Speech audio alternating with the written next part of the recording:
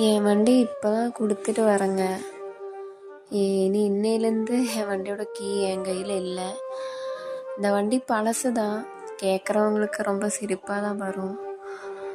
ஆனால் எனக்கு என்னமோ இந்த வண்டியில் ஒரு அட்டாச்மெண்ட்.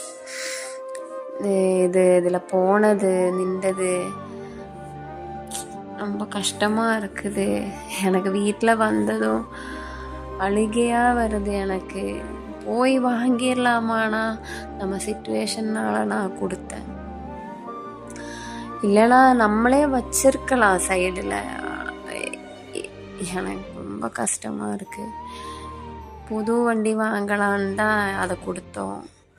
என்னதான் எனக்கு புது வண்டி இருந்தாலுமே அந்த வண்டியோட அந்த ஒரு மெமரிஸ், அந்த வண்டியில் நான் போனது எனக்கு அதே தான் என் மைண்டில் இருக்குது. இந்த புது வண்டியை என்னால் இது ஏற்றுக்கவே முடியல.